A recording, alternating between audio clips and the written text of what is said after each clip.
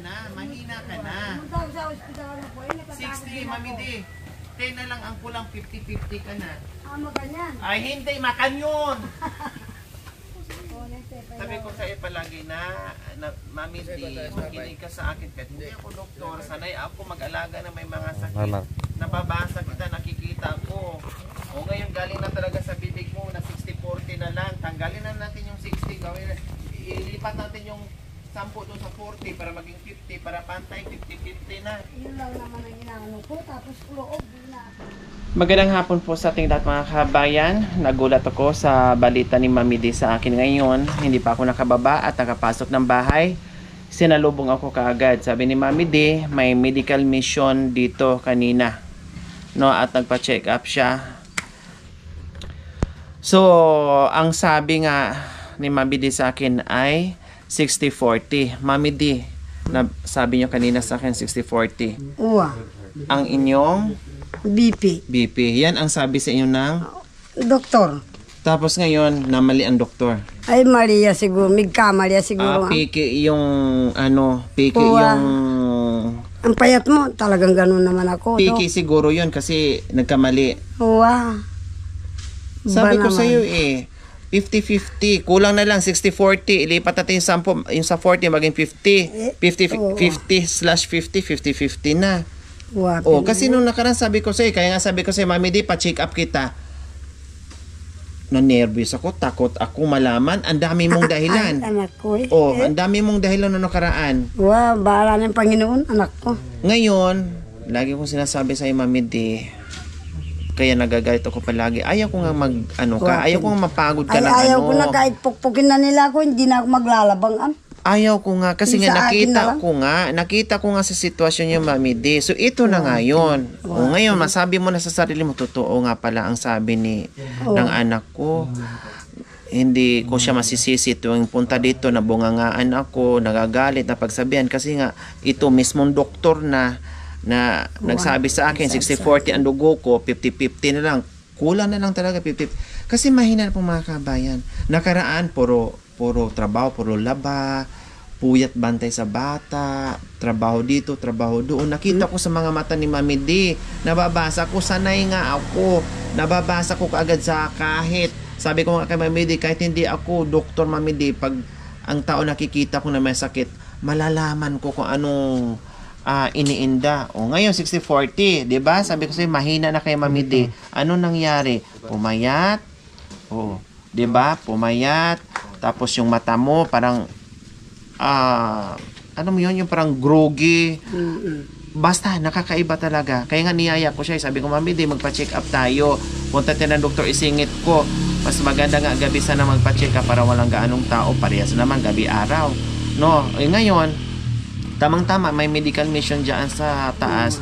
Nagpa-check up siya. Ngayon, doktor na. At, anong binigay po sa inyo, Mami D? Wala nga sa kanila yung gamot yung mga nagbibigay. Wala po dito, nanay. Bibili po kayo. Anong sabi ng doktor sa inyo na 60-40 ang BP nyo? Magpa-hospital ko, ay anak ko, ayaw ko. Magpa-hospital, kasi ang sabi ng doktor, kung bakit magpa-hospital kayo, magpadagdag siguro kayo ng dugo or magpa-dextrose kayo para lumakas. Kahit hindi ako doktor, yun ang ano ko, yun ang basa ko. Malakas naman ako, anak ko Sabi mo lang, isip mo lang yon, pero ang katotohanan, yung labas ng BP nyo ay hindi na. Di ba lagi ko pong sinasabi sa inyo, Mami D, lahat ng ginagawa nyo, lahat ng kinikilos nyo, ang akala nyo lang malakas kayo, pero ang katawan nyo mahina na, isip na lang ang malakas. Tapos ngayon, sabihin nyo pa, hindi totoo, piki yung BP. Ay... Hindi naman ako nagtatrabaho mabigat Hindi, alam niyo, Mami D. Kaya kahit sabihin mo wala kang naabutan ng magandang tama na yung tinanim ko bago ako sumama sa'yo. Ay, nako, Mami D. Ilang beses kong sinabi sa inyo. Kaya nga sabi ko, namigay ako ng mga bini sa iba, kompleto ricados, ikaw hindi ko binigyan. Alam mo kung bakit? Ay, kung mapagod ka. Diba? Mayroong akong tinanim dyan na tayo, at least kasama ako, alam ko, na-control ko kung napagod kayo o hindi. Yung kilos-kilos kunti lang. Pero yung magtanim tulad dati na ginagawa mo, hindi na. Kasi ayaw ko, dahil hindi mo na kaya. Kung binigyan kita ng ampalaya, O anong nangyayari ngayon? Hindi lang siguro 60-40, baka baliktad. 40-60 na. Wapin. Lahat ng sinasabi ko, Mami D, ito na, nangyari na. Hindi na yung sabi-sabi ko lang sa'yo. Wapin. Ina-advise ka ngayon na ipa-doktor kasi ang unang gawin sa'yo, saksakan ka ng dextrose para tumaba ka, para lumakas ka, para yung BP mo maging normal. Yan ang gagawin. Walang gagawin iba sa'yo, yun lang. Walang ibang sakit na nakitaan. Siguro yung iba pa, siyempre yung iba, pag nandun ka na sa hospital, hindi talaga may iwasan. Number 1 ang hingiin sa'yo, laboratories. Check up ng ganito, check up ng ganito. So, unti-unti nang malalaman kung ano yung sakit. Obo, pero tinanong kayo kung nagyuyusi kayo. Alam ko ng sagot. Hindi po. Hindi po. Kung nandoon lang ako, wag yung tanongin, amuyin nyo na lang. So, hindi ka mabibigyan ng tamang prescription ng gamot kung magsisinungaling ka. Siyempre, kahit pagalitan ka ng doktor, sabihin mo yung totoo para mabigyan ka ng tamang gamot. So, anong binigay sa'yo? May resita? Yapin yan. Ito yung resita. Yung isa. Tapos, yung isa request sa ospital, yung isa. Alayo pinkarela yan. Okay, mabasahin ko muna. So, ayan po mga kabayan na. Ay, ito pala. 80, hindi pala 60, Mami D. Nagulat naman ako sa 80-40, pero mababa pa rin sa edad mo. Oo, kasi may edad na po kayo eh. Dapat matas ang dugo nyo. Mahina pa rin, 80. No.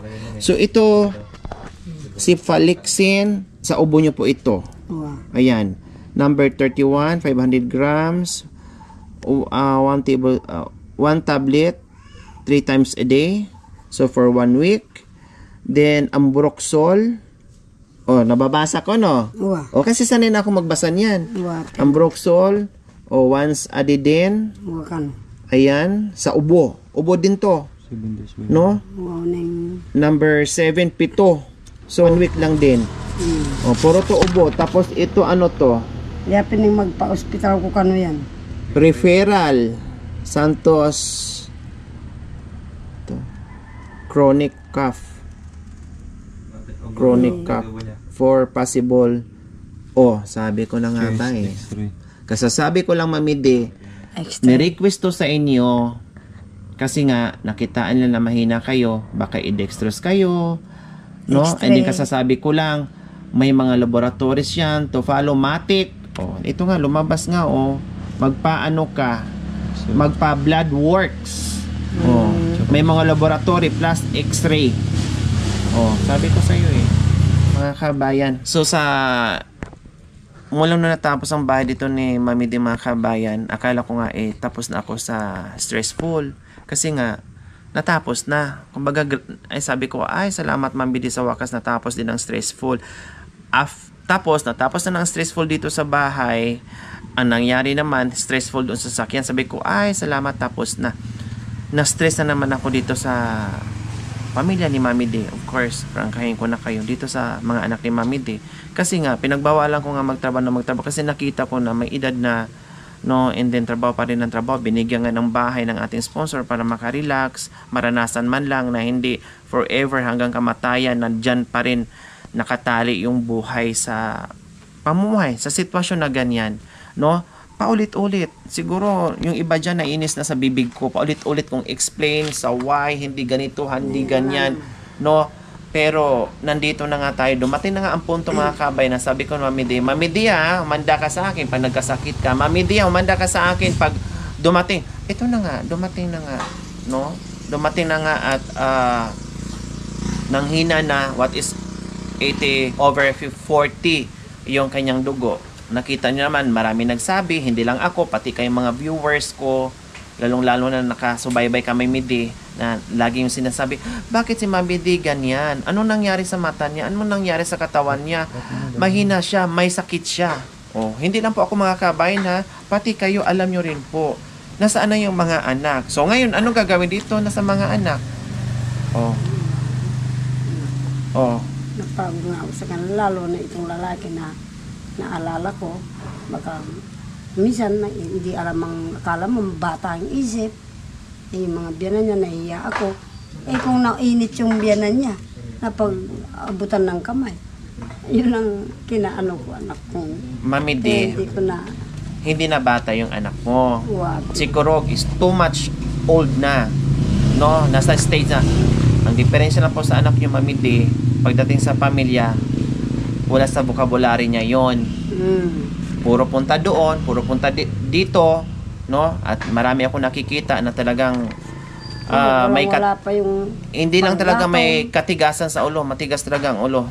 Nakaano ko talaga sa tagal kong panahon na pabalik-balik dito, nawalan ako ng gana tumulong sa anak ni Mami D kasi nakitaan ko ng hindi pang pamilya yung ginagawa niya ngayon. Parang binata. So ayaw ko. Pag mga ganyan, very wrong. Ayaw ko talaga.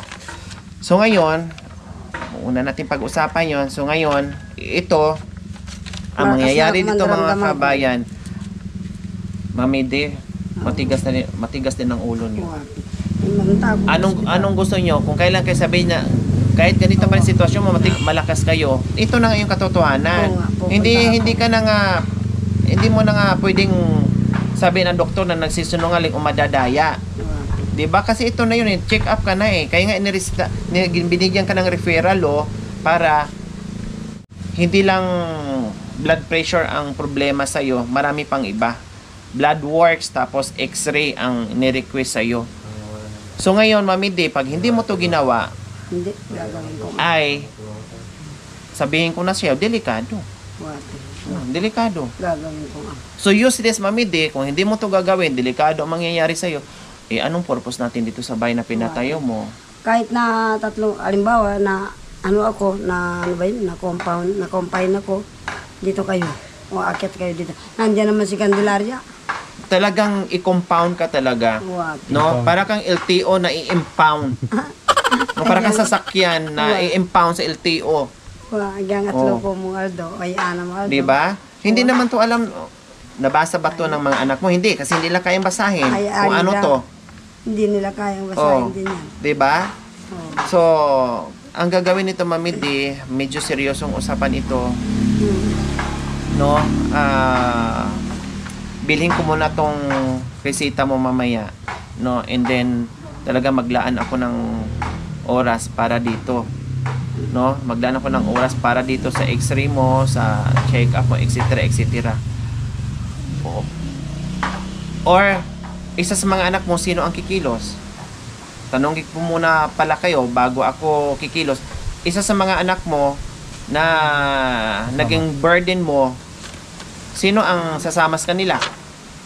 Si Kurog, kasi may sasakyan. At dyan yung era ko sa mga anak ko kahit busy sila eh. O busy, o ano na lang ang buhay mo? Ako na lang, halimbawa, yung gamot mo. Ako na lang. Sa kahirapan, kasama kanila. Ikaw naman ngayon sa kahirapan, Oo. iiwan kanila. Ganon, pag hindi ka mapakinabangan na hindi ka na makapaglaba, bahala ka na dyan. Kung kailangan kanila, kasama kanila. Sabi mo kay Kurog, Nag-aaral ito. si Bakit eh.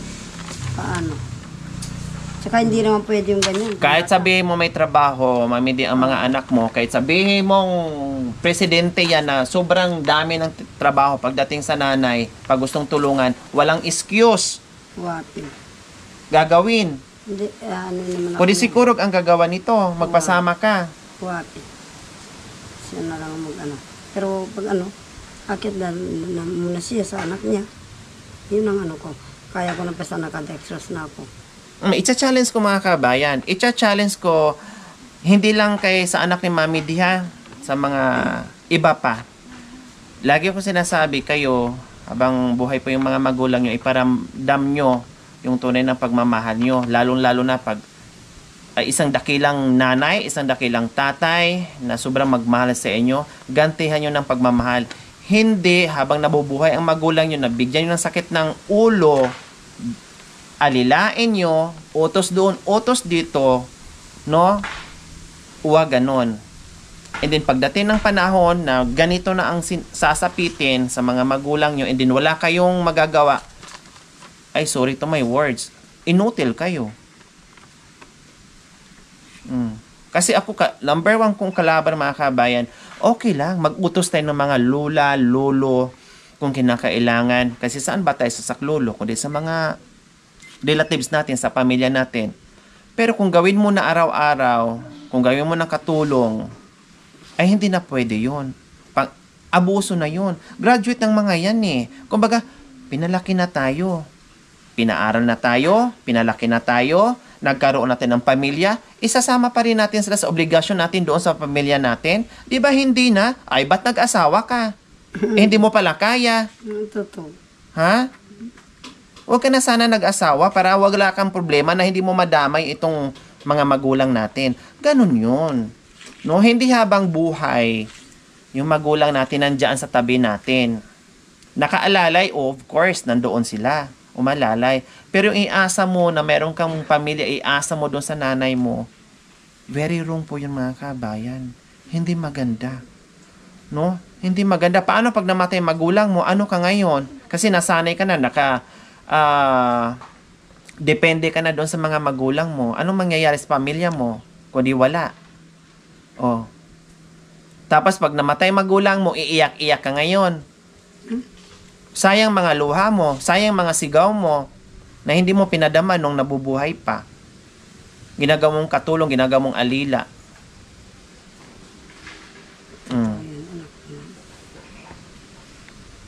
Diba? O, ito may mga request dito.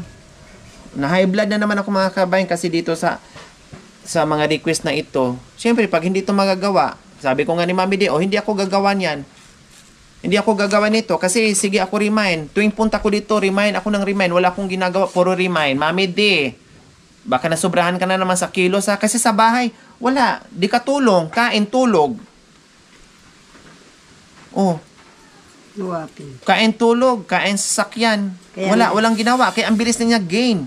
Kaya naiya ako, nagpa-uwi ako sa'yo. Ito may malaki ang suso noon.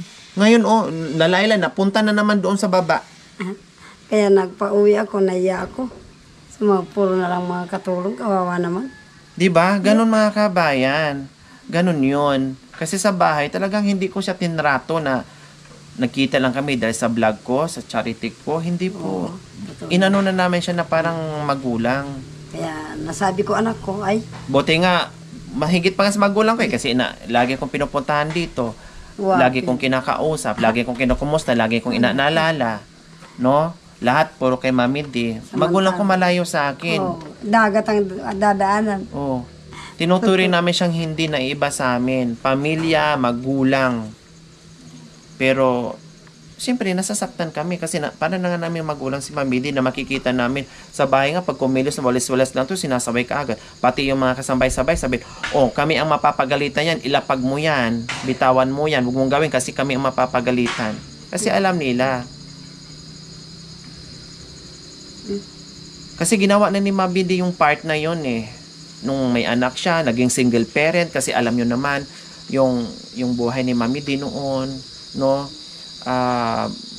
Yung naranasan niya yung sobrang hirap kung paano magiging single parent, no? Palakihin mo yung mga anak mo, pakainin mo, paaralin mo, tapos na yung grabe na yung paghihirap eh, no?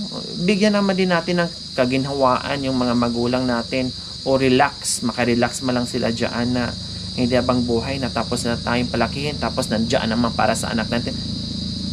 Ano yun? Forever na silang hindi magpahinga? Ang pahinga nila sa huling hantungan? Ay, ako. Tapos last time, kaya sabi ko nga sa kanya, kinabahan siya eh. Sabi ko, Mami, di punta tayo ng hospital. Parang, kasi takot siya sa hospital. Parang ang ginawa na lang siguro niya, parang, kunwari, masiglas siya, maliksis siya, pakanta-kanta siya. Parang ganun na lang. Anak ko. Tatakot ko pingganin. Tatakot daw siya. Bakit matatakot? Ay, may siya. May COVID. Anong COVID? Ka pina.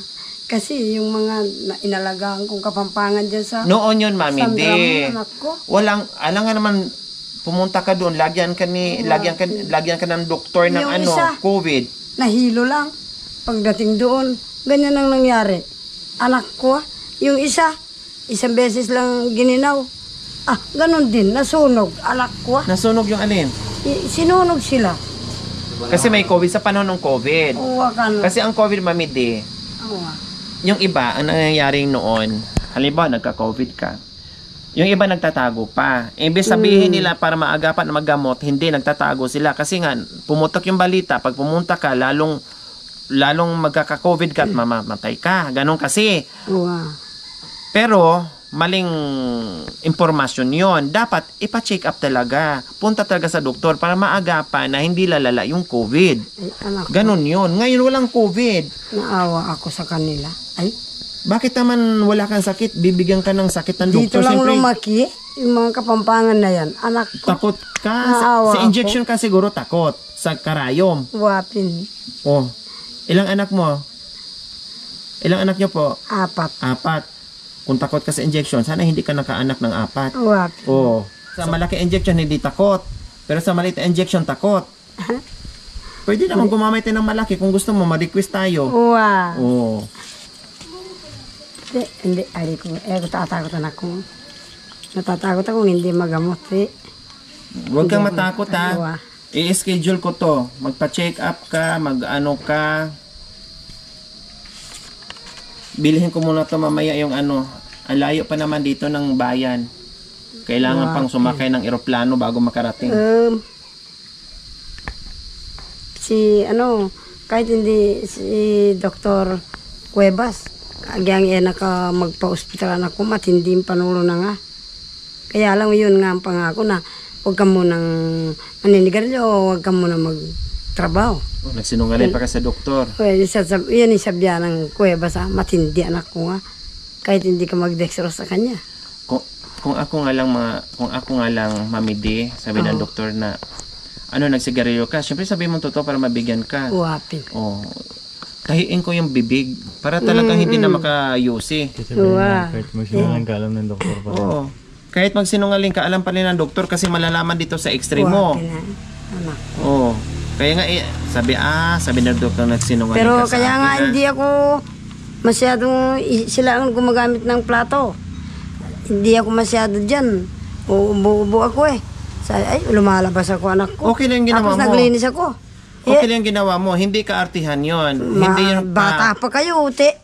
hindi ibig sabihin na ganyan. Pag may sakit, natural. Lalo na pag may PTB ka, may TB ka, matik yun. Separate yung mga gamit mo. Kasi mahahawa yung mga kasama mo sa bahay.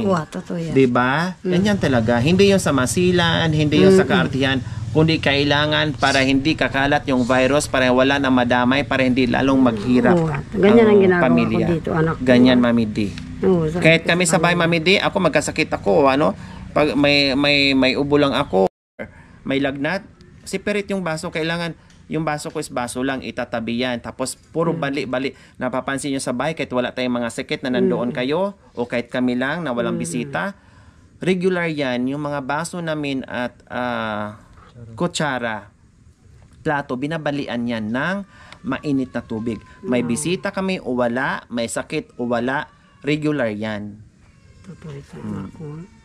Hindi pwede na magbandi lang kung may bisita. No, regular yan. Kahit kami, ginagawa namin. Mga kabayan, gagawin namin, bibilhin ko yung gamot. So yung request ng doktor, kailangan din gawin to ni Mami D para hindi magiging malala.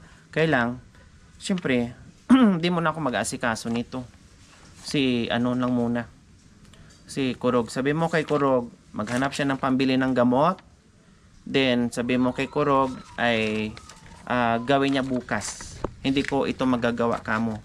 Kailangan na makainom ka ng gamot at kailangan na sundin mo yung request ng doktor kasi nga, wag na antayin na maging 50-50 ang BP mo, wala na tayong magagawa. Sabi ko nga, habang may pag-asa pa, habang hindi pa ganun kalala yung sitwasyon, wag na paabutin na lumala kasi hindi na maagapan. Goodbye Philippines na. Nuya ko mampera yan anak ko. Bahala ka mo siya kung saan siya maghanap ng pera. May motor siya, isangla, ibenta at ipagamot sa iyo. Ito ang china-challenge ko sa mga anak na laging nakaasa sa mga magulang.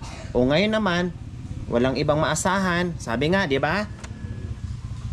Kailangan may anak daw para pagdating ng panahon sa mga ganito, mayroong tatakbuhan. Nasaan yung salitang yun? Ngayon, i-challenge ko yung mga anak mo, gawa ng paraan. Kasi sa panahon na ito, kailangan mo sila. Nung panahon na kailangan kanila, ginawa mo. Ngayon naman po, Mami D, sa panahon na kailangan mo sila, gawin din nila. Hindi pwedeng walang pera, hindi pwedeng may trabaho, hindi pwedeng ganito, hindi pwedeng ganyan. Gawin. Kasi nga, kapamilya. Wapin. Oh. Ay, ganyan, gaganon ka. Yung likod mo, huwag mong pabayaan sa, pimpo. Hindi ka. Importante Magaling rin lang yan. kayo magsalita sa akin. Wow.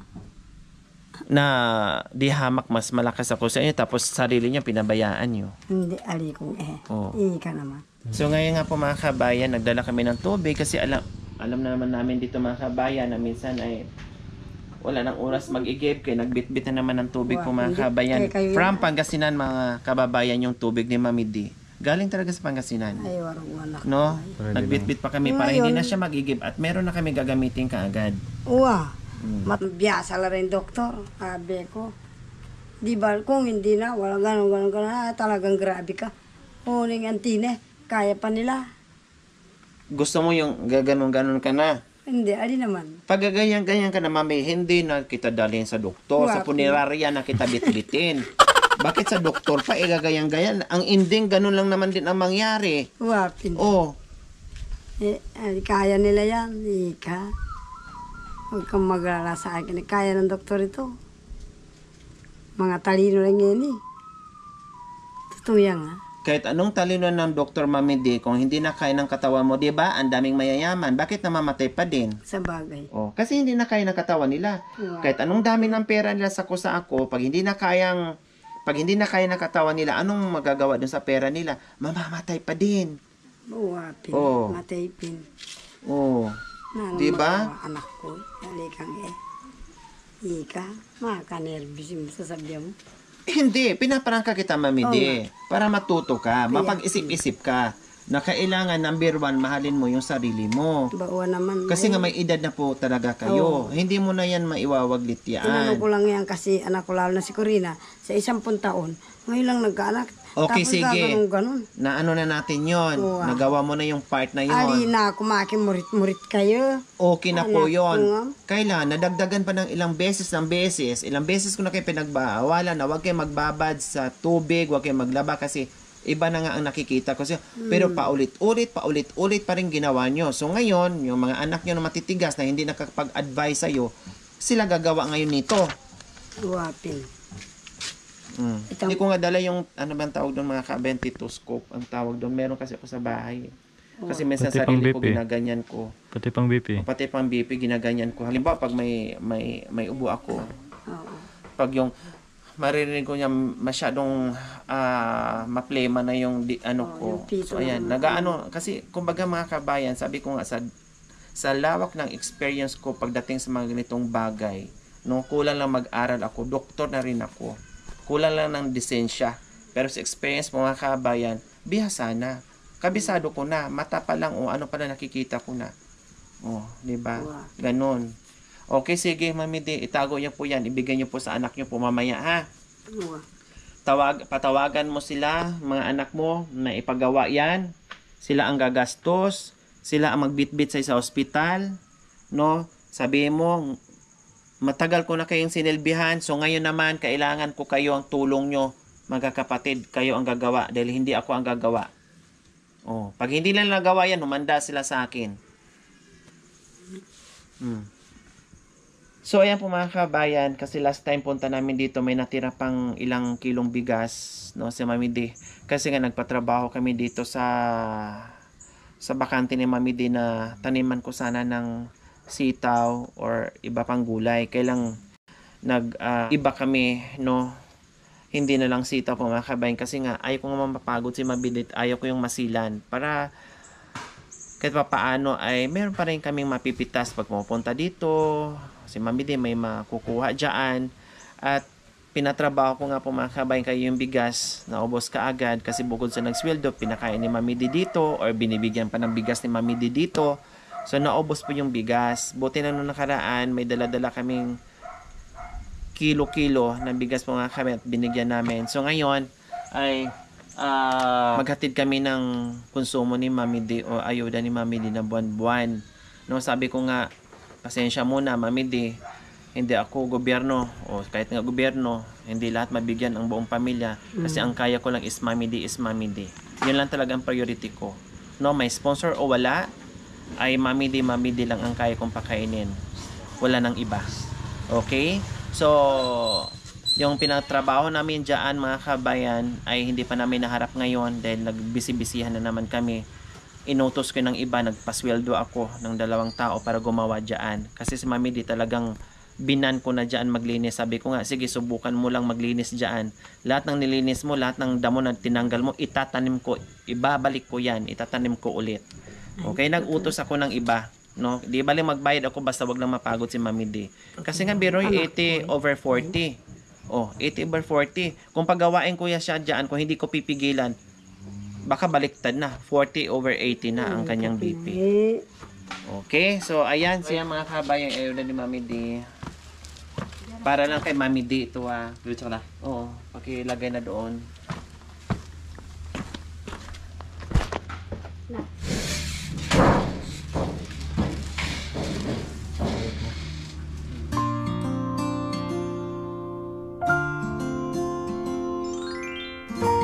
Thank you for watching. Don't forget to like, share, and subscribe.